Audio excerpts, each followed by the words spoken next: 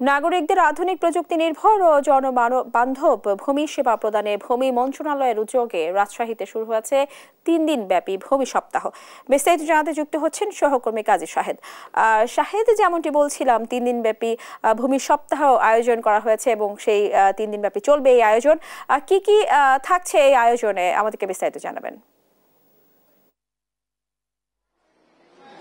ধন্যবাদ স্নেহা। রাজশাহীতে শুরু হয়েছে 3 দিন ব্যাপী যে ভূমি মেলা, তার আজকে উদ্বোধন হয়েছে। সকালে জেলা যে বিভাগীয় কমিশনার আছেন তিনি এই মেলার উদ্বোধন করেছেন। এখানে বিভিন্ন স্টল আছে।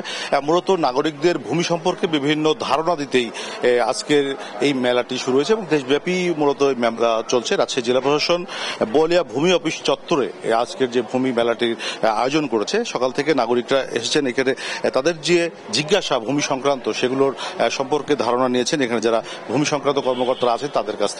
এবং মেলাটির যে আয়োজন হয়েছে, আমরা একটু অতিরিক্ত জেলা প্রশাসক রাজস্বর কাছ থেকে একটু শুনতে চাই যে এই মেলাটির উদ্দেশ্য কি এবং এই মেলাটি 3 দিন ব্যাপী এখানে কি কি সেবা দেওয়া হবে, নাগরিকরা আপনাদের কাছ থেকে কি কি তথ্য জানতে চাচ্ছে, একটু যদি দর্শকদের উদ্দেশ্যে আপনি বলেন। জি, ধন্যবাদ। আপনারা দেখেছেন আজকে সকালে মাননীয় প্রধান উপদেষ্টার ভিডিও বার্তার মাধ্যমে ভূমি মেলা 2025 শুভ উদ্বোধন ঘোষিত হয়েছে এবং তারই প্রেক্ষিতে বিভাগীয় প্রশাসন রাজশাহী, জেলা প্রশাসন রাজশাহী এবং থানা ভূমি অফিস বোয়ালিয়া মিলে আজকের এই ভূমি মেলাটি আমরা আয়োজন করেছি। 3 দিন ব্যাপী এটি চলমান থাকবে। আপনারা জানেন যে মানুষ বিভিন্ন ধরনের সেবা গ্রহণ করে থাকে, নামজারি, ভূমি উন্নয়ন কর প্রদান সহ ল্যান্ড রিলেটেড অনেক ধরনের সেবা গ্রহণ করে থাকে। বিশেষ করে যে সকল সেবাসমূহ ডিজিটালাইজড হয়েছে, এই সেবাসমূহ মানুষের দোরগোড়ে পৌঁছে দেওয়ার জন্য, মূলত মানুষকে সচেতন করার জন্য, যে মানুষ যে এখন ঘরে বসে ভূমি উন্নয়ন কর প্রদান করতে পারে, নামজারি আবেদন করতে পারবে এবং নামজারির খতিয়ানটিও সে ঘরে বসে নিতে পারবে। এছাড়া আরও যে সকল সমস্যাগুলো আছে এগুলো যেন একটা নির্ধারিত জায়গা থেকে আবেদন করে সেবা খুব সহজে নিতে পারে, এই বিষয়গুলো সকলকে জানানোই কিন্তু আমাদের এই ভূমি মেলার উদ্দেশ্য। আপনারা জানেন যে বিভিন্ন সময় আমরা হয়রানির বিভিন্ন কথা শুনে থাকি, কিন্তু যে বিষয়টি দাঁড়ায় যে মানুষ যখন সচেতন হয়ে যাবে, মানুষের সচেতনতা যখন বৃদ্ধি পাবে, মাঝখানে যারা চক্র আছে এই চক্র কিন্তু আর সুবিধা নিতে পারবে না। সকল ধরনের সেবা মানুষ খুব সহজে পাবে। বর্তমান সরকার বিভিন্নভাবে চেষ্টা করছে, ঐকান্তিকভাবে চেষ্টা করছে মানুষ যেন হয়রানিমুক্ত সেবা পায়।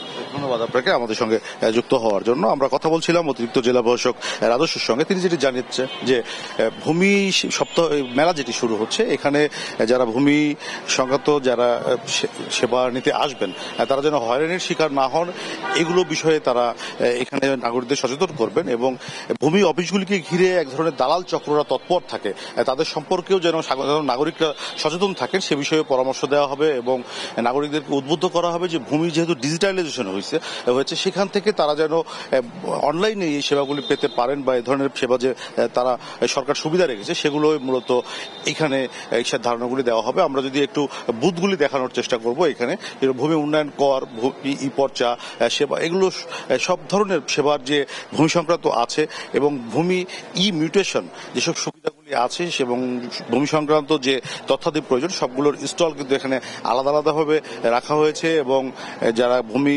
কর্মকর্তারা আছেন তারা প্রতিটি স্টলে আছেন।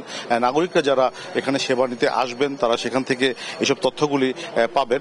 বলা যায় যে একটি ভূমি যে সংক্রান্ত যে তথ্যাদি এক ক্লিকে যে সেবা পাওয়ার যে সিস্টেম সেটি মূলত সাধারণ মানুষের কাছে পৌঁছে দিতে এই মেলার আয়োজন। 3 দিন ব্যাপী এই মেলাটি চলবে সারা দেশেই, যেহেতু এই মেলাটি আজকে থেকে শুরু হয়েছে।